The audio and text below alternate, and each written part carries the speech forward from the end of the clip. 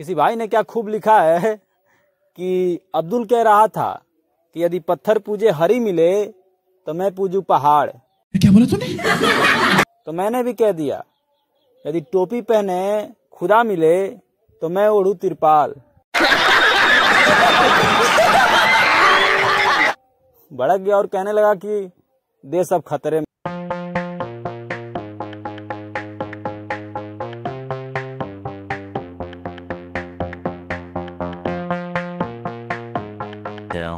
ब्राह्मण 4 श्रेणी में आता है, सुदामा, चाणक्य, परशुराम और रावण।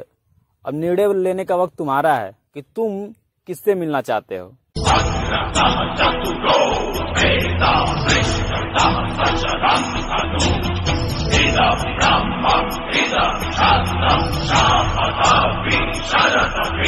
मैं ब्राह्मण होने के नाते भगवान परशुराम जी का कसम खाता हूँ कि मैं आजीवन भाजपा को वोट नहीं करूंगा। कौन है ये लोग, कहाँ से आते हैं? और अपने आने वाली पीढ़ी को भी बता दूंगा। समझ रहे हो? समझ रहे हो आप?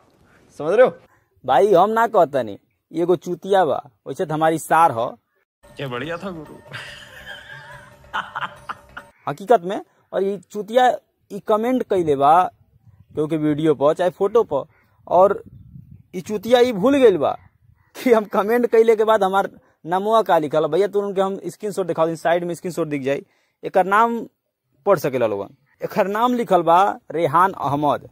इस सार वैसे तो तुके बता दी कि जितना मतलब हम बोलब ना, हम बहुत ज्यादा बोल देनी, तो ये हमारे सार हवे दुलरुआ हवे, तो ज्यादा कुछ मत बोलिए। लेकिन जाहिर सी बात बाकी अगर केहू के बदनाम करे बा तो थोड़ा दिमाग लगा के कर। मतलब अरे मतलब सारे वाला बुद्धि मत सार हवे तो जानते हैं, लेकिन बुद्धिया थोड़ा थोड़ा अलग कर ले।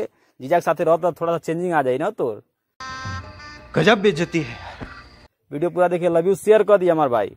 बदनाम करे वाला करे ला लो, बाकी कोई दिक्कत नहीं है।